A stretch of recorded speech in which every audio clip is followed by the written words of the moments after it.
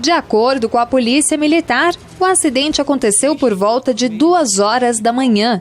Imagens do circuito interno de segurança mostram o momento em que o carro, dirigido pelo veterinário de 25 anos, Temis Stockler Ferraz, avançou o sinal vermelho, perdeu o controle de direção e atingiu o poste, que caiu sobre a marquise da loja.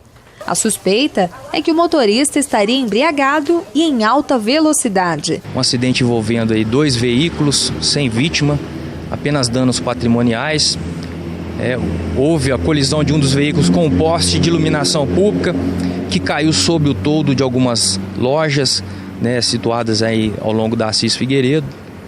O policiamento foi acionado até o local, e constatou que um dos indivíduos envolvido se encontrava com sinais de embriaguez. Segundo a Polícia Militar, o motorista se recusou a fazer o teste do bafômetro, mas depois que foi atendido na UPA, ficou constatado que ele havia ingerido bebida alcoólica. Recebeu voz de prisão, haja vista aí, a questão de condução de veículos sob influência de álcool, é crime de trânsito, previsto no artigo 306 do Código de Trânsito Brasileiro.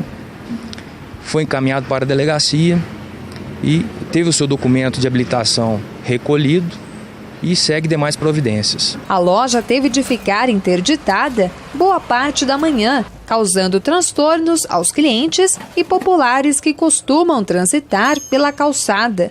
O seguro deve cobrir os estragos. Assim que a gente chegou aqui, já estava o toldo todo caído, nós levamos um maior susto. Aí o pessoal que foi avisando nós que era já um acidente que tinha acontecido. Esta loja ao lado também sofreu estragos pequenos nesta parte do muro e a sujeira causada pelo óleo derramado na calçada, bem na entrada. Todo mundo assustado. Normalmente a gente abre 9 horas, acabou abrindo 10 horas, era mais de 10 horas. A loja toda interditada, muita sujeira, bagunça,